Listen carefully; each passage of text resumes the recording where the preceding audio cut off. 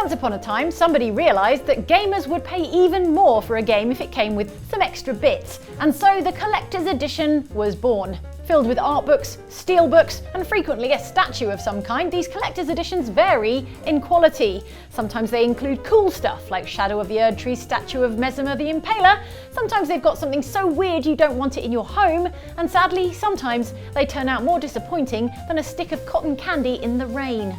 So buyer beware, basically, as we peruse these disappointing collector's editions for which you definitely want a refund.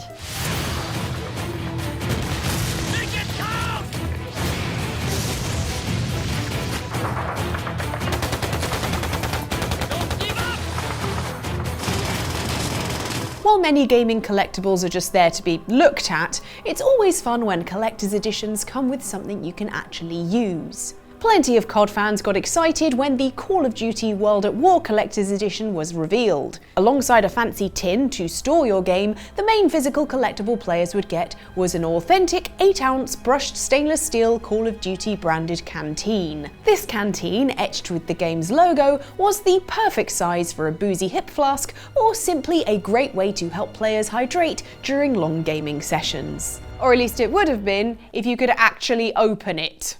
Upon receiving their collector's editions, buyers discovered to their dismay that they could not get the cap off their flask, rendering it entirely unusable.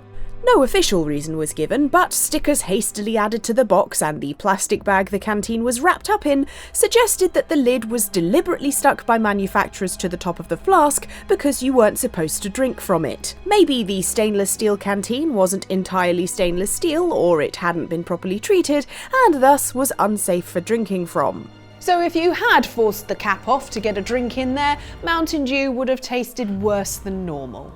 I know, hard to believe.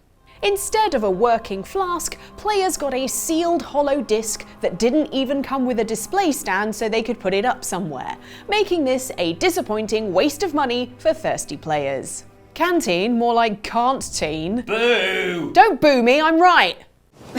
I'm sorry. Such a gloomy subject to broach. I simply shouldn't have, not during our romantic dinner. Romantic? Thought we came here as friends. Friends. With benefits. So? Your fairy tale, your rules.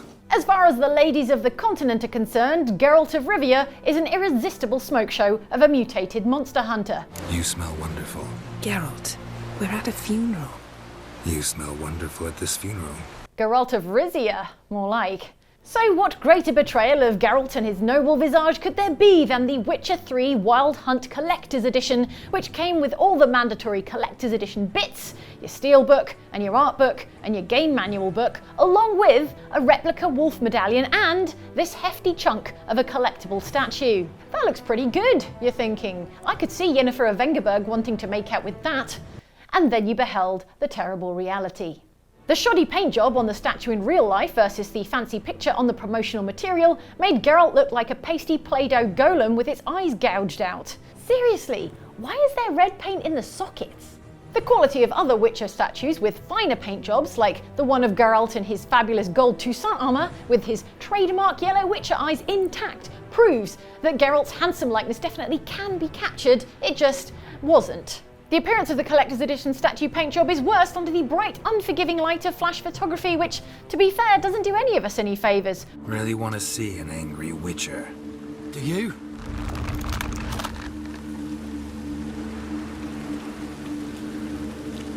Damn, I look old. In any case, the Collector's Edition statue was less a collector's item and more a hunk of pre-landfill plastic that did Geralt of Rivia dirtier than 3 rounds of mud wrestling with a water hag.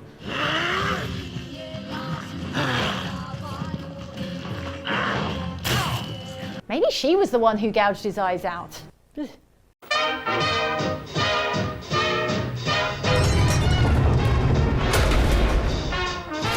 Let's be honest, in the Fallout games it's all too easy to get over-encumbered. Look, I need all the desk fans I've picked up, and I don't need to explain why. In the spirit of Fallout fans wanting to carry a large quantity of items with them at all times, Bethesda added a bag to their special Power Armor edition of Fallout 76. This special collector's edition of the game came with a wearable Power Armor helmet, and the bag was a rather lush-looking heavy-duty canvas duffel.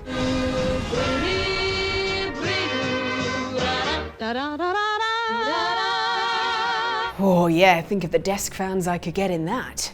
Sadly, when the game finally arrived and the Power Armor editions were shipped, the bags were not as advertised. Even though players had dropped $200 entire on this collector's edition, hoping for a lovely new military-style duffel bag to store their helm or their desk fans, they instead got a cheap, shiny, thin nylon monstrosity. To put it this way, you can hear it just by looking at a picture. Ugh. Customers were real mad, and understandably so, especially after Bethesda's store's customer service teams sent curt replies to unhappy customers that the bag shown in the media was a prototype and was too expensive to make. We aren't planning on doing anything about it.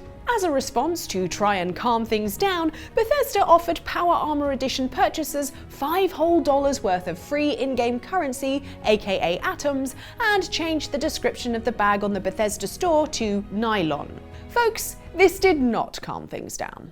Unsurprisingly to everyone except Bethesda, people got even more pissed, as the bag was one of the two main items in this expensive physical edition, and the image on their store, alongside every other store stocking it, was still of the original prototype canvas bag. Heck, PC Gamer's Chris Livingston pointed out that the in-game currency offered wasn't even enough to buy a canvas bag in the actual damn game. After even more public uproar and some consumers actually reaching out to various advertising standards agencies, eventually Bethesda relented. It took a lot of complaining and some forms to fill out, but Bethesda finally made and sent out the final working product they had actually advertised months after it was initially released. And now, Power Armor Edition customers are the proud owners of a bag that will constantly remind them of that time they got ripped off and had to spend months moaning and doing admin until they got what they actually paid for. Yeah, I'd have just asked for my money back. Time, space, the mind, the soul, reality, power. A new universe shall be forged. Heroes of both dimensions. Welcome to ours. Bethesda isn't the only company that got called out for using promo pictures of their collector's edition that looked misleadingly better than the final product. When Capcom revealed the Marvel vs. Capcom Infinite Collector's Edition, fans were pumped. Not only were there 4 statues of Mega Man, Chun-Li, Captain Marvel and Iron Man, but also fancy light-up models of the 6 Infinity Stones, complete in a presentation box. See those inclusions and fractures that glow, making them look like the actual stones? Well, that's the last time you'll see those. When the final product arrived, the mystically powerful Infinity Stones looked, well, a bit really. Specialist review site MarvelToyNews.com described the included Infinity Stones as, quote, cheap, clear plastic bumpy half ovals that are permanently affixed inside of their box and flash on and off with a weird strobe function. It seems the LED effects of the replica stones had somewhat been oversold, and rather than cool space stones, they looked like eggs. They look like eggs, glowing eggs.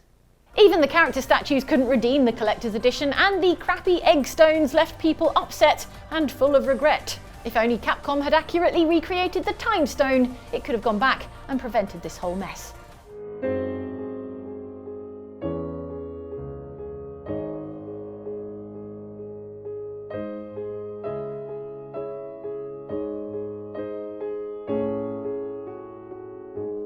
In terms of legendary game characters, Master Chief is chief among them. He's instantly recognisable with his iconic green armour and general badassery. Wait, I think general badassery might be in a different Space Army game. With Chief's iconic status, it's no wonder that when Microsoft released a super special collector's edition for Halo 3, they decided to call it the Legendary Edition. With this set came some extra physical discs of game and video content, along with a cool holder for them all to live in. And the pièce de résistance, a perfect replica of the Master Chief helmet. Well, as perfect a replica helmet can be when it can't fit on your head. See, this was a scaled down replica, and as reported on oneup.com, it was roughly the size of a cat's head, spawning many a meme, like this one, or perhaps this one. Icon has energy sword? See, I can do it too. But when the Halo 3 Legendary Edition finally came out, many cat-owning Halo fans were denied the chance to make their very own Meowster Chief. The cat-sized helmet wasn't even hollow, there was just a single rectangular slot in the middle. Why? Turns out the helmet was actually just a cover for the Legendary Edition's game disc holder, which was itself just a fancy stand that would be totally hidden once the helmet was placed on top. That's a Legendary Edition, alright. Legendarily disappointing.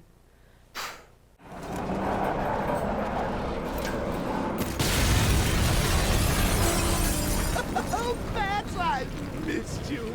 Oh, the subtlety and nuance of a napalm.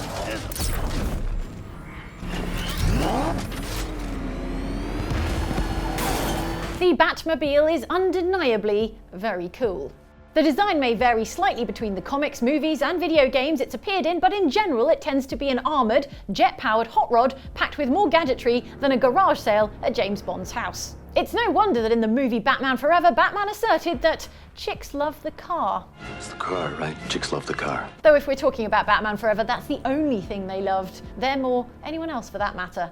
For Rocksteady's third game in the Arkham series, Batman Arkham Knight, the Batmobile took centre stage as players had a full-sized, open-world, drivable Gotham City for the first time.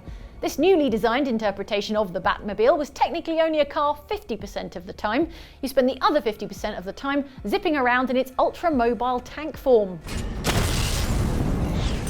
Must be handy for parallel parking too. To celebrate the new Batmobile, Warner Bros. Announced a $200 collector's edition known as Batman Arkham Knight Batmobile Edition. In it was a statue of the car that was apparently able to transform at the push of a button and, according to the description, was realised in exquisite detail. You hear that? Exquisite detail. None of your malformed Geralt heads around here. Ah! All this sounded brilliant. It continued to sound brilliant right up until 5 days before the release of the game, at which point Warner Bros. Announced that actually, even though the statues were finished, the Batmobile edition was cancelled. It's probably what gave them the idea for that Batgirl movie. According to WB, the cancellation was because of compromised quality, and fans later speculated that it was the complex transformation sequence that was proving unreliable. Whatever the reason, the publisher axed the collector's edition, apologised profusely, and gave all players the DLC skins that were originally going to be bundled with it. The worst bit is, after the Batmobile statue manufacturer Triforce went bankrupt, a few of these statues ended up on online auction sites, meaning there are YouTube videos out there to give us a glimpse of what we could have had. Looks pretty good, actually. I know we don't usually rank items in our list, but I think objectively you can't get much more disappointing than never came out.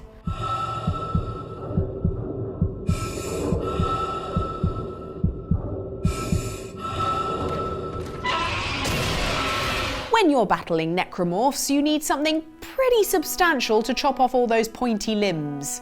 Isaac Clarke has the right idea with his signature plasma cutter. Originally a piece of mining equipment, the plasma cutter is a hefty bit of kit with plenty of power to literally cut down the monsters in Isaac's way.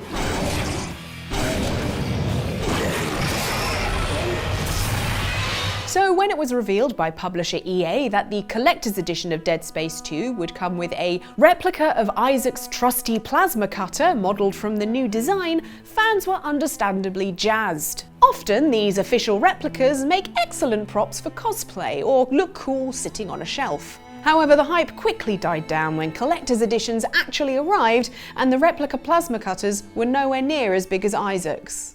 Plasma cutter. Turns out the boxes for the collector's edition weren't much bigger than a normal game box. Cue loads of unhappy customers going to Reddit and online forums to show off the actual size of the plasma cutter, which could not be wielded in an adult human hand. To paraphrase Derek Zoolander, what is this, a plasma cutter for ants?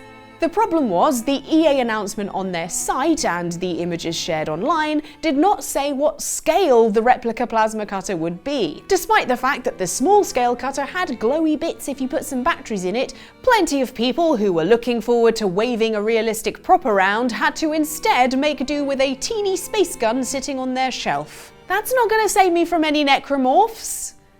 Micromorphs, maybe.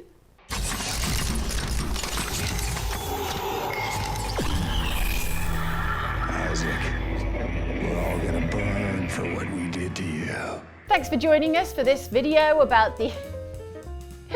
John's doing stretches just to the right of my eye line. I'm going to keep going.